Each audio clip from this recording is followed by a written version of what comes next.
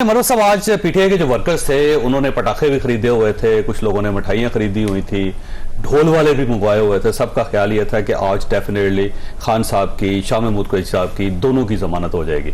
लेकिन आप अदालत को कन्विंस नहीं कर सके। सर, आपके दलाइल इतने कमजोर क्यों थे? अदालत के रूबरू हमारे दलाइल कमजोर नहीं थे, अदालत कमजोर थी। अदालत बड़ी तगड़ी है।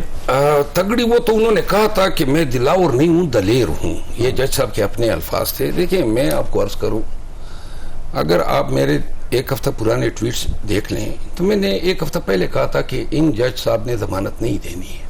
नहीं, वो तो आप हर जज के बारे में कहते हैं ना सर। नहीं, हर जज अगर आप बता हुमायूं दिलावर साहब के बारे में, इनके अलावा और इनके बारे में आपका ये ख्याल है? अमर फारूक साहब के बारे में आपका ये ख्याल है? हर जज के खिलाफ हमारा इवन फायज साहब के बारे में, इवन आप चीफ जस्टिस साहब के बारे में भी ये ख्याल है?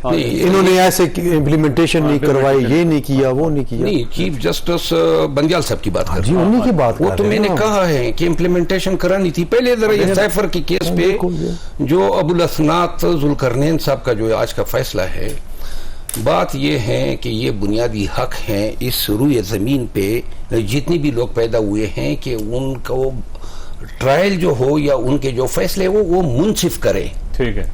कोई मुतअस्सिब, कोई कंप्रोमाइज शख्स जो है वो कानून की नजर में मुनसिफ, अगरचे वो कुर्सी पर बैठा होता है लेकिन वो मुनसिफ का रूप उसने धारा होता है। देखिए, इसी मुनसिफ ने आज असद उमर साहब जो हैं उनकी जमानत ले ली, बड़ा आला काम किया। तब ली जब FIA के वकला ने कहा कि जी हमें इनकी जमानत होने पे कोई इतराज नहीं। तो ठीक ऐसे ही होता है ना? नहीं, प्रोसिक्यूटर ये कहता है कि हमें जमानत नहीं मंजूर। हाँ, नहीं, उसने कहा कि हम इन्वेस्टिगेशन करनी है। नहीं, उन्होंने कहा जी कि हम चाहते हैं कि इसकी जमानत आप ले लें।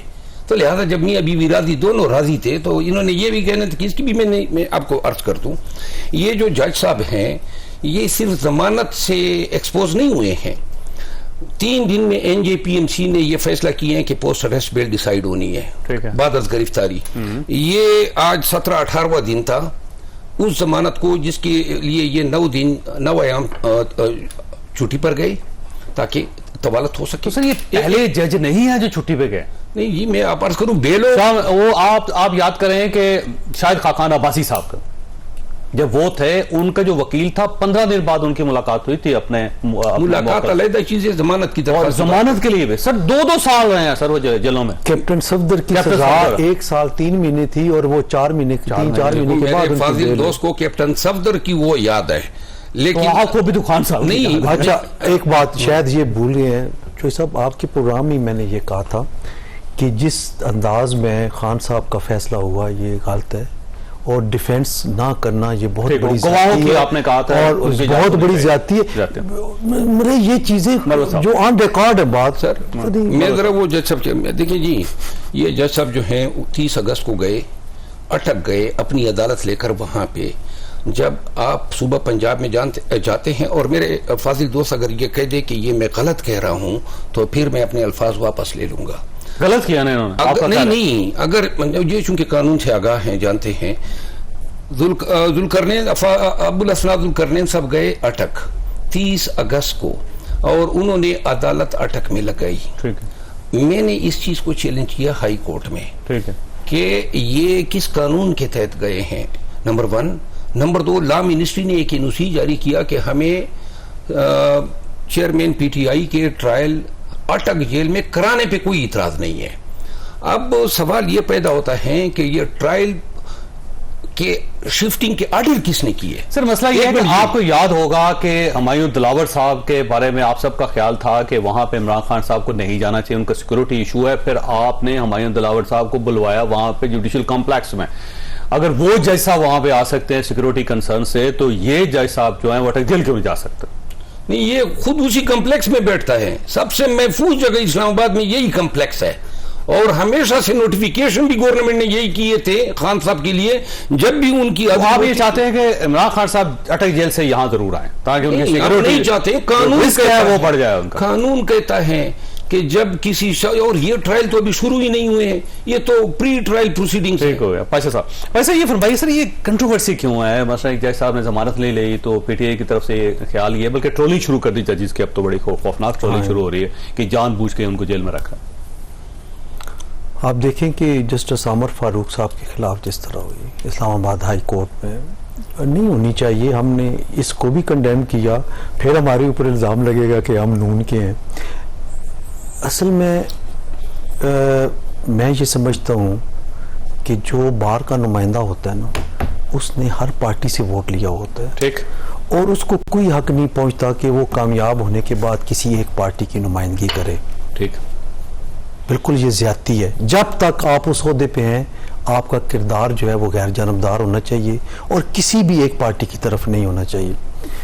लेकिन खान साहब की जमानत आज होनी चाहिए थी। खान साहब की जमानत, अब चूंकि मैं आर्डर पढ़ा नहीं है, आर्डर पढ़ के बता सकता हूँ कि वो क्या होना चाहिए। तो पढ़ लेते नहीं, मैं आर्डर नहीं, अब नहीं, मेरा ख्याल है इनके पास भी नहीं अभी तक आया होगा। ऑर्डर आ गया ना वैसे? अब मैं तो चूंकि उसमें ऑर्डर आया होगा, हमारे पास नहीं आया होता तो वो जरूर मैं आपको बता देता कि ये बनती थी या नहीं बनती थी। अब वैसे मैंने ब्रेक लेनी है, लेकिन अब पाशा साहब और मरवा साहब दोनों के पास एक सवाल छोड़ के जा रहा हूं कि कल आप इस्लामाबाद हाई कोर्ट जा रहे हैं, वहां से उम्मीद है आपको या नहीं? छोटी सी ब्रेक के बाद दोबारा। अरे साहब, ये आपको इस्लामाबाद हाई कोर्ट से उम्मीद है? मेरा ख्याल है कल आप ही पिटीशन कर रहे हैं, आप वकील होंगे इमरान खान साहब के बाद, दुरुस्त है वैसे? जी, हम पिटीशन दायर कर रहे हैं कल। लेकिन उम्मीद की जो आपने बात की है ना हमें, मुझे ज़ाती तौर पे इन जज साहब से कोई उम्मीद थी, और ना कल अगर ये बेल दायर होती है, और रूटीन यही है कि चेयरमैन पीटीआई की केसेस अमूमन चीफ जज साहब अपने पास रख रहे हैं। ठीक है, और उनकी अदालत से हमें या इमरान खान को कोई रिलीफ नहीं मिला है। ठीक है, हत्ता कि छोटी सी मामूली सी स्टे भी हमें ग्रांट नहीं हुई है। तो लिहाजा जमानतें तो सर लेते रहे मसलसल, जब आप अदालत में पेश नहीं होते। मसलन कौन सी जमानत मिली है सर? देखें, आप एक तो शाखाना केस में बेल हुई, सस्पेंशन हुई है सेंटेंस की, और वो इसलिए हुई है कि 3 साल सजा शॉर्ट टर्म सेंटेंस होती है। बहुत सारे लूप होल्स ट्रायल कोर्ट के उनके नोटिस में लाए गए। वो अगर वो उधर न भी होती तो हमें सुप्रीम कोर्ट से हो जाती। मतलब हमें कोई इतना फर्क नहीं पड़ा। हाई तो इस मामले में सर सुप्रीम कोर्ट आपके पास हो गई, अगर फर्ज करें इस्लामाबाद हाई कोर्ट आपको हमारी अगर वो उनके पास लग, देखिए जी, अब हम बेसिकली मुकम्मल तौर पे मायूस हैं। ठीक है, अदलिया से नहीं। देखिए, तो किससे मायूस? चेयरमैन पीटीआई ने वाशगाफ अल्फाज में कहा है कि मैं अपने मुकदमात फाजिल चीफ जस्टिस साहब से नहीं फैसला करवाना चाहता हूं। हमने दरख्वास्त दी है रिक्यूजल की, लेकिन उन्होंने कहा कि नहीं, मैंने इन मुकदमात का फैसला मैं नहीं करना है। देखिए, हमारे लिए बतौर चीफ जस्टिस, और जब से ये जज बने हैं मैं इनके सामने पेश होता आया हूँ, लेकिन अभी जो इन हालात में अगर आप एक आदमी के, मिसाल के तौर पर टेरियान केस का जब फैसला हुआ, और वो फैसला जब अपलोड हुआ पोर्टल पे, हाई कोर्ट की वेबसाइट पे, और ऑल ऑफ ए सडन जो है जिस तरीके से वो डिलीट हुआ बेंच। ये तो सुप्रीम कोर्ट के फैसले भी होते रहे ना सर। नहीं, मैं इमरान खान की बात कर रहा हूँ। अगर किसी भी दूसरे जज साहब को, किसी भी दूसरे, या फिर ये कर ले कि फाजिल चीफ जस्टिस साहब चूंकि इंपॉर्टेंट केस है साइफर का, इसमें लार्जर बेंच बना दे, तो फिर बेशक खारिज हो जाए, परवाह नहीं है, लेकिन साथ में अपने ब्रदर जजिस साहिबान को रख ले। ठीक है, और आप मुतमईन नहीं है उनसे?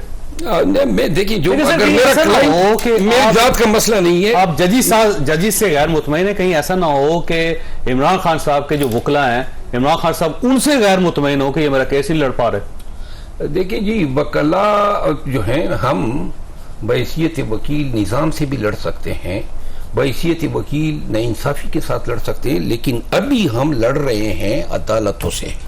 लेकिन खान साहब तो ये कहते थे कि अदालतें आखिरी मेरी रेमेडी है, मुझे सिर्फ इन्हीं से इंसाफ की तवक्को है।